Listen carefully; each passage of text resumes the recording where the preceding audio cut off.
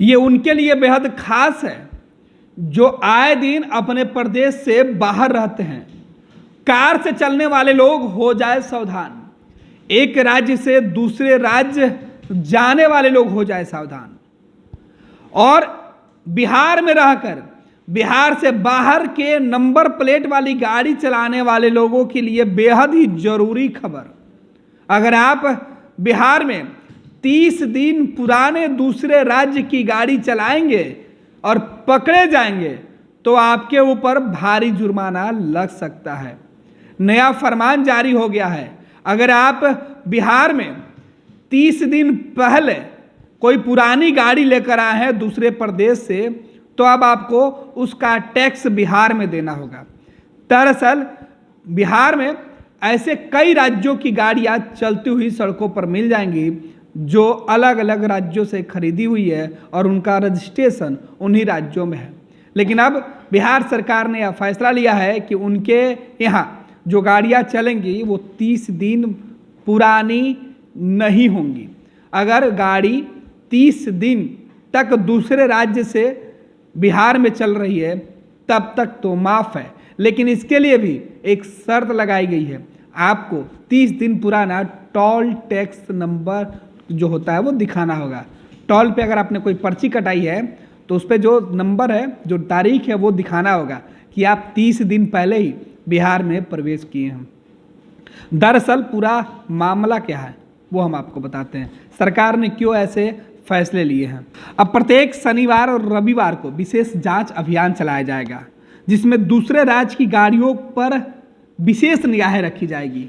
देखा जाएगा कि यह गाड़ी 30 दिन पहले से तो बिहार में नहीं है या 30 दिन के अंदर बिहार में आई है। अगर वो 30 दिन पुरानी गाड़ी है तो फिर उसका रजिस्ट्रेशन बिहार में कराना होगा। जैसे अन्य राज्यों में रजिस्टर्ड गाड़ी चलाने के लिए 1 माह तक की छूट है। इससे अधिक चलाते पकड़े गए तो 5,000 रुपये का जुर्माना भरना पड़ेगा। अब इसके लिए रविवार और शनिवार को विशेष अभियान चलेगा। इससे बचना है तो टैक्स जमा करके यहाँ का रजिस्ट्रेशन नंबर लेना होगा। आपके बचे हुए साल का टैक्स जमा करना पड़ेगा। वहाँ से एनओसी मिलने के बाद 1-2 दिन के अंदर यहाँ का रजिस्ट्रेशन नंबर मिल जाएगा। आपने जिस राज्य से गाड़ी खरीदी है वहाँ क्लेम करने पर शेष साल का टैक्स वापस मिल सकता है। मसलन किसी ने दिल्ली में गाड़ी खरीदी है और 5 साल तक वो वहाँ चला चुका है तो अब बिहार में चलाना चाहता है तो यहाँ आकर 10 साल का टैक्स जमा करना पड़ेगा। 10 साल का टैक्स वापस लेने के लिए दिल्ली परिवहन विभाग से क्लेम कर सकता है। प्रक्रिया पूरी होने के बाद वहाँ से रिफंड मिल जाएगा। परिवहन विभाग के अधिकारियों के मुताबिक लोग टैक्स बचाने के लिए दूसरे राज्यों से गाड़ी खरीदकर बिहार में चलाते हैं, वैसे लोगों पर अब कार्रवाई होगी। दूसरा तरीका ये है कि अगर आप दूसरे राज्य की गाड़ी चलाते हैं और अन्य राज्यों में घूमते हैं बिहार के अलावा, तो आपको एक ही जगह रियायत मिल सकती है। वो भी तब जब अगर आपके पास भारत सीरीज की गाड़ी हो। लेकिन ये नंबर इतनी आसानी से नहीं मिलने वाला है, हर व्यक्ति को तो नहीं मिलेगा।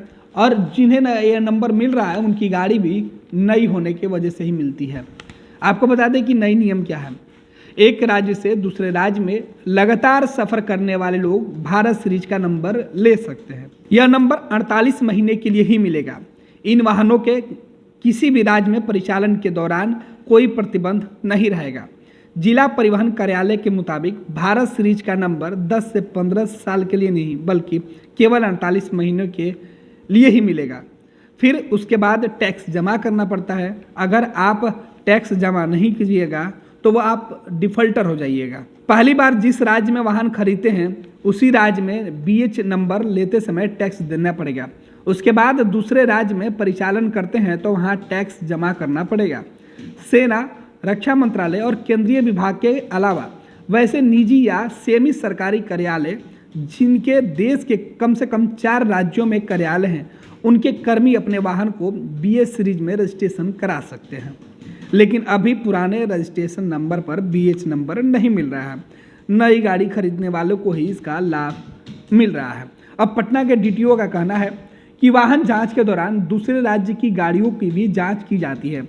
इसके अलावा विभाग की तरफ से स्पेशल जांच अभियान के लिए आदेश आता है। इस दौरान अगर दूसरे राज्यों के नंबर की गाड़ियां जांच होती है, अगर उनके पास टोल टैक्स रसीद नहीं है या ये भी 30 दिन से अधिक पुराना हो चुका है तो उनसे 5,000 रुपये का जुर्माना लिया जा सकता है।